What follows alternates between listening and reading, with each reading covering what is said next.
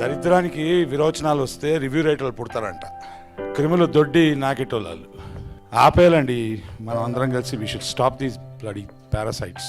డ్రాగడ్గా ఉంది, ఇది ఉంది, నడి మాటలు. జీవితంలో షార్ట్ ఫిల్మ్ తిని నా కొడుకులు వచ్చి రివ్యూ వేస్తారా? సినిమా తీయడం ఎంత కష్టమో రఫ్ ఐడియా కూడా లేని నా కొడుకులు. అందుకే ప్రజలు ఉన్నారు, ప్రేక్షక దేవుళ్ళు అంటారు, తీసుకెళ్తారు ముందుకు సినిమాని. మీ రివ్యూలు ఎంత ఒక్కరు రివ్యూలు మీలాంటి వాళ్ళు వస్తూ పోతుంటారు పిత్తు కన్నా. సో ఈ వీడియోలో వచ్చేసి మనము రివ్యూవర్స్ అండ్ ప్రొడ్యూసర్స్కి మధ్యలో ఈ మధ్య కాలంలో జరుగుతున్న ఇష్యూస్ గురించి మాట్లాడదాము. ఈ వీడియో మొత్తం ఎండ్ వరకు కూడా మిస్ కాకుండా చూడండి. చాలా ఇంట్రెస్టింగ్ టాపిక్ కవర్ చేశాను. నేను ప్రతి క్లిప్పింగ్తో సహా మీకు చూపిస్తాను.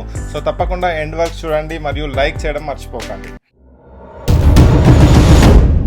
బానే ఉందండి, చూడొచ్చండి అంటారు. ఏంటి, ఎందుకు అంటారు అలా? మాట్లాడుతున్న కామన్ సెన్స్ ఉందా నీకు? ఏం మాట్లాడుతున్నారు, ఎందుకు మాట్లాడుతున్నారు నాకు అర్థం కావట్లేదు. ఫ్రస్ట్రేషన్ అందరికి వస్తుందండి. కొంచెం కోపం ఎక్కువైతే లిసినోప్రిల్ HCTZ అని ఒక టాబ్లెట్ ఉంటుంది, అది వేసుకుంటే బీపీ తగ్గిపోతుంది. సామెత ఉంది, పూలు ఇచ్చి మింగించుకోవడం అని. మీ అందరికి తెలిసే ఉంటుంది సామెత. నేను పూర్తిగా చెప్పలేకపోతున్నా, బట్ మీకు తెలిసే ఉంటుంది. సో ఇప్పుడు మన ప్రొడ్యూసర్ల పరిస్థితి కూడా అట్లనే ఉంది. వాళ్ళు డబ్బులు పెట్టి సినిమాకి చాలా కష్టపడి చేసి రివ్యూవర్లు డబ్బులు సంపాదించుకోవడం కోసమే తీసినట్టుగా ఉంది సినిమా పరిస్థితి. సార్ నేను ఆడియన్స్ కూడా చెప్తున్నానండి, రివ్యూ అనేది ఒక మనిషి పర్సనల్ ఒపీనియన్. అతను ఒక ఎలక్షన్ రిజల్ట్ లాగాను వీటి లాగాను ఒక 10,000 మంది, 100 మందో, 200 మందో, 1000 మందో, 15,000 మందో ఒపీనియన్ తీసుకుని రివ్యూ రాసేది ఒక మనిషి పర్సనల్ ఒపీనియన్. ఆ రోజు వాళ్ళ ఆవిడతో ఇంట్లో గొడవ అయితే ఆ సినిమాకి బ్యాడ్ రివ్యూ రాసిన ఆశ్చర్యం లేదండి. రివ్యూలు దయచేసి నమ్మకండి, అతను అది పర్సనల్ ఒపీనియన్ అంతే. ఎస్, రివ్యూ అన్నది మీ పర్సనల్ ఒపీనియన్. బట్ గుర్తుంచుకోండి, సినిమా తీయడం అనేది చాలా మందికి బ్రతుకు తెరువు. సినిమాలో చేయడము, సినిమా కోసం వెనకాల చాలా పని చేయడం అనేది చాలా మందికి కూడా అది ఒక ఉపాధి. అంతేకాకుండా చాలా మందికి ఇది ఒక ఎంటర్టైన్మెంట్ కూడా. సో అలాంటి సినిమాని మీరు దయచేసి చంపేయకండి. నీకు దమ్ముండి నువ్వు ఒక ప్రొడక్షన్ హౌస్ పెట్టి ఓ సినిమా తీసి దాన్ని ప్రమోట్ చేసి థియేటర్లో సినిమా రిలీజ్ చేసుకున్నాక ఓ రివ్యూ రైటర్ అవ్వు. చాలా ప్రతి సినిమాకి డిస్కషన్ జరుగుతుంది. సినిమా మార్నింగ్ షో కూడా అయిపోదు, మాకు గుండెలు పగిలేలాగా రివ్యూస్ వస్తూ ఉంటాయి. అసలు ఏంట్రా బాబు, మా సినిమా బాగుందా బాగలేదా, అలా ఎన్నో రివ్యూస్ మళ్ళీ రికార్డ్స్ క్రియేట్ చేసిన సినిమాలు కూడా ఉన్నాయి. సో దిల్ రాజు గారు అండ్ సన్నీ చెప్పినట్టు మీకు దమ్ముంటే ఒక సినిమా స్క్రిప్ట్ రాసుకొని కంప్లీట్గా ఒక స్క్రిప్ట్ని కంప్లీట్గా రాసుకొని దానికి ఒక డైరెక్షన్ చేసి ప్రొడక్షన్ చేసుకొని దాన్ని ఒక థియేటర్లో రిలీజ్ చేసి అప్పుడు మీ పరిస్థితి ఎలా ఉంటుందో ఆలోచించి అప్పుడు మీ సినిమాకి మీరు రివ్యూ ఇవ్వండి. మీ సినిమాని ఎంత పెద్ద హిట్ చేస్తారో చూడండి. మీ సినిమా హిట్ నిజంగానే చేయగలిగితే మీరు నిజంగానే గొప్ప రివ్యూవర్స్ అని అందరూ ఒప్పుకుంటారు. కానీ అనవసరంగా ఒక నెగిటివిటీ స్ప్రెడ్ చేయకండి, దానివల్ల సినిమా చచ్చిపోతుంది. ప్లీజ్ అది ఆపేయండి. ఇంకా సినిమాల్ని మీరు రివ్యూలు చేస్తాము, సినిమాకి రివ్యూస్ రాస్తాం. ఇలాంటి ప్లాట్ఫామ్ మేము క్రియేట్ చేస్తున్నప్పుడు స్క్రిప్ట్ రివ్యూ. దిల్రాజు గారు ఇంకో విషయం కూడా చెప్పారు, మీరు కావాలంటే అది కూడా ట్రై చేయొచ్చు. అది ట్రై చేసి ఒక సక్సెస్ ఫార్ములాని కూడా తీసుకురావచ్చు సినిమా ఇండస్ట్రీకి. అదేంటంటే మీరు సినిమా రిలీజ్ అయిన తర్వాత రివ్యూ చెప్పే బదులు స్క్రిప్ట్ వర్క్ నడుస్తున్నప్పుడే మీరు ఆ డైరెక్టర్ ప్రొడ్యూసర్స్ వాళ్ళ దగ్గరికి వెళ్ళేసి ఆ స్క్రిప్ట్ పైన ఒక రివ్యూ ఇవ్వండి. ఆ స్క్రిప్ట్ ఎలా ఉందో వాళ్ళకి చెప్పండి. దాని ద్వారా మీ రివ్యూస్ వాళ్ళకి హెల్ప్ఫుల్ అయ్యి, ఒకవేళ మీరు నిజంగానే అంత గొప్ప రివ్యూవర్స్ అయ్యి ఉంటే మాత్రం మీ రివ్యూస్ వల్ల ఆ సినిమా గొప్ప హిట్ అయ్యే ఛాన్స్ చాలా పెద్దగా ఉంటుంది. సో దయచేసి ఈ విధంగా ట్రై చేయండి. అనవసరంగా సినిమాని రిలీజ్ అయిన తర్వాత చంపేసే బదులు అట్లీస్ట్ స్క్రిప్ట్ వర్క్లో ఉన్నప్పుడే మీ వ్యూస్ తెలిస్తే వాళ్ళు కొంచెం చేంజ్ చేసుకునే అవకాశం అన్నా ఉంటుంది కదా. ఇది RRR అంత ఎక్స్పెక్ట్ చేయకండి, RRRలా ఉండదు సంథింగ్ అని. ఎందుకు ఉండకూడదు? అంతే టైం తీసుకున్నారు, ఆల్మోస్ట్ డబ్బులు బాగానే పెడుతున్నారు. RRR అంత కాకపోయినా పెడుతున్నారు బాగానే. ట్రిపుల్ ఊహించుకుని ఎందుకు వస్తారండి? రాజమౌళి గారు తీసిన సినిమాకి ఇండియాలో ఇంకేదైనా ఫిల్మ్ మేకర్ సినిమా తీసిన దానికి ఊహించుకుని రాగలుగుతామా? ట్రైలర్ చూసి వస్తారంతే. ట్రైలర్ ఈ గౌతమ్ ఏం తీస్తున్నాడు, గౌతమ్ సినిమా ట్రైలర్ చూసి రా, అంతేగాని నువ్వు ఇంకో సినిమా ఊహించుకుని ఈ సినిమా వస్తావేంటి? అదేం లాజిక్ అసలు? ఈ మధ్య అసలు ఇష్యూ స్టార్ట్ అయింది ఎక్కడ అంటే, బార్బెల్ గారు వచ్చేసి నాగవంశీ గురించి ఒక మాట మాట్లాడాడు. మీరు ఇంత టైం తీసుకున్నారు, ఇంత బడ్జెట్ పెట్టినరు, ఆల్మోస్ట్ అంత బడ్జెట్ పెట్టినప్పుడు RRR లాగా ఎందుకు అంత పెద్ద హిట్ చేయలేకపోతున్నారు అని చెప్పేసి ఒక మాట మాట్లాడాడు. ఒకటి చెప్పాలనుకుంటున్నా, డోంట్ కంపేర్. మీరు ఒకదానికి కంపారిజన్ అసలు ఉండదు, పోలిక అసలు పెట్టకూడదు. ఎందుకంటే ఎవ్రీథింగ్ ఈజ్ డిఫరెంట్.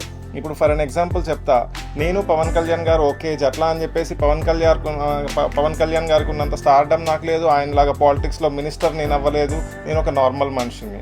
సో అట్లనే నువ్వు కూడా ఉన్నావు. నీ ఏజ్కి సంబంధించినోడు ఎవడో ఒకటి రోడ్ల మీద అడుక్కు తింటూ ఉంటుంటాడు. అలా నీ ఏజ్ ఒకటి చేస్తున్నాడు కదా అని చెప్పేసి నేను అదే ఏజ్ అని చెప్పేసి నువ్వు కూడా పోయి అడుక్కొని తినవు కదా. సో ప్లీజ్ ఆ పోలిక వద్దు. ఎవరి ఇండివిజువల్ లైఫ్ వాళ్ళది, ఎవరి స్టైల్ వాళ్ళది. ఒక్కొక్క డైరెక్టర్కి, ఒక్కొక్క ప్రొడ్యూసర్కి, ఇంకో ప్రొడ్యూసర్కి ఒక డిఫరెంట్ కైండ్ ఆఫ్ ఒపీనియన్స్ ఉంటాయి. టైం ఇంత పట్టింది అంటే there must be many reasons behind it. నువ్వు అది అర్థం చేసుకోవాలి, అంతేగాని ప్రతిదాన్ని ఏలుబెట్టి గెలుపుకునే రకంగా మాత్రం చేయకూడదు అని చెప్పేసి దిస్ ఇస్ మై రిక్వెస్ట్ ఈ బార్బెల్కి. రీసెంట్గా కేరళలో రివ్యూస్ గురించి తర్వాతకి ఇవాళ చెన్నై కూడా ఒక యాక్షన్ తీసుకుంది. ఇక్కడ తెలుగులో ఏమైనా తీసుకునే అవకాశం ఉందా అలాంటి వాటికి? తమిళనాడులో థియేటర్స్కి అందరికీ ఆల్ థియేటర్స్కి వాళ్ళ అసోసియేషన్కి చెప్పడం జరిగిందంట. నాకు కూడా పంపించారు. అది అక్కడ సక్సెస్ఫుల్ అవుతుంది కాబట్టి ఆటోమేటిక్గా అది మన స్టేట్ కూడా ఇంప్లిమెంట్ అయ్యే అవకాశం ఉంది. సో రివ్యూవర్స్ వల్ల డెఫినెట్గా సినిమా చచ్చిపోతుంది. మీరు ఒక్కటి అర్థం చేసుకోవాలి, ఎందుకంటే ఏంటంటే పేదవాడి ఎంటర్టైన్మెంట్ ఓన్లీ సినిమా అండి. పేదవాడు ఏ గోవాకో, మారిషసో, బ్యాంకాకో, యుఎస్ఓ అక్కడ ఇక్కడ పోయి ఎంజాయ్ చేయలేడు. సో పేదవాడు ఎంజాయ్ చేయాలంటే ఒక సినిమా అనే దాని ద్వారా మాత్రమే తను ఒక ఎంటర్టైన్మెంట్గా భావించగలుగుతాడు. ఇప్పుడు టీవీలో అవి ఉన్నాయి, బట్ ఈవెన్ దో ఒక పిల్లల్ని తీసుకొని సినిమాకి వెళ్ళి ఆ టైప్ ఆఫ్ ఎంటర్టైన్మెంట్ని దయచేసి మీరు పోగొట్టకండి. మీ రివ్యూవర్స్ వల్ల సినిమా చచ్చిపోతుంది. అలా చంపేయకండి ప్లీజ్. గమ్మత్ ఏంటంటే మీరు గుంటూరు కారం కలెక్షన్స్ కానీ ఇప్పుడు వస్తున్న లక్కీ భాస్కర్ కలెక్షన్ కానీ మంచి కలెక్షన్స్, కానీ ఈ హడావిడి మధ్యలో అవి కనపడకుండా అయిపోయాయి కదా. ఆ సినిమాల మీదకి వచ్చినప్పటికే కరెక్ట్గా ఇట్లాంటి బాంబులు పేలుస్తున్నారు అంతా. అది దాని కారణం ఏమంటారు? అంటే నా సినిమా మీద ఏదైనా సినిమా వస్తుంటే అందరు కష్టాలు గుర్తొస్తున్నాయి. అదేంటో నాకు అర్థం కావట్లేదు. ఇంకొకటి కూడా మీరు గుర్తుంచుకోవాల్సింది ఏంటంటే ఒక ప్రొడ్యూసర్ ఎంతో కష్టపడి ఎన్నో డబ్బులు పెట్టి అప్పులు తెచ్చి సినిమా తీస్తాడు. ఆ సినిమా తీయడము కేవలం మీకోసమే అన్నట్టుగా ఉంది. ఎందుకంటే ఆ సినిమా మీద ప్రొడ్యూసర్ కన్నా డబ్బులు వస్తాయో రావో తెలియదు, కానీ ఆ సినిమా గురించి కొంత నెగిటివిటీ స్ప్రెడ్ చేయడం వల్ల మీకు వ్యూస్ పెరిగి మీకు మాత్రం డబ్బులు వస్తున్నాయి. సో ఇండైరెక్ట్గా ప్రొడ్యూసరు మీకు ఇన్వెస్ట్ చేస్తున్నాడు, మీరు రివ్యూస్ చెప్పుకోవడానికి ఇన్వెస్ట్ చేస్తున్నట్టుగా ఉంది. ప్లీజ్ అట్లాంటి ప్రొడ్యూసర్లను చంపేయకండి, అట్లాంటి సినిమాలను చంపేయకండి. ఈ సినిమా ఉంటేనే మీరు కూడా ఉంటారనేది మాత్రం ఖచ్చితంగా మీరు కూడా గుర్తుపెట్టుకోవాలి. సినిమానే లేకపోతే మీరు దేనికి రివ్యూ చెప్పుకుంటారు? సీరియళ్ళకి రివ్యూ చెప్పుకుంటారా? Family Star review, Kingdom. ఇంకా ప్రత్యేకంగా కొంతమంది రివ్యూవర్స్ గురించి చెప్పాలి అంటే ఫస్ట్ విల్ స్టార్ట్ విత్ ఈ ఇష్యూ అంతా ఈ మధ్య కాలంలో స్టార్ట్ అయింది బార్బెల్ పిచ్ గురించి, కాబట్టి బార్బెల్ గురించి స్టార్ట్ చేద్దాము. ఈ మధ్య సినిమాలు ఎలా ఉన్నాయంటే మన గుడ్ ఫిల్మ్స్ అసలు ఏవీ లేవు ఆల్మోస్ట్. సో ఏదొచ్చినా అరే ఆవురని తినేస్తాం మనం. So there is nothing wrong in that. So బార్లో బెల్ కొడితే వచ్చే సౌండ్ ఎట్లా ఉంటుందో నీ రివ్యూస్ సౌండ్ కూడా అట్లనే ఉంటుంది, చెవులలో భరించలేనట్టుగా.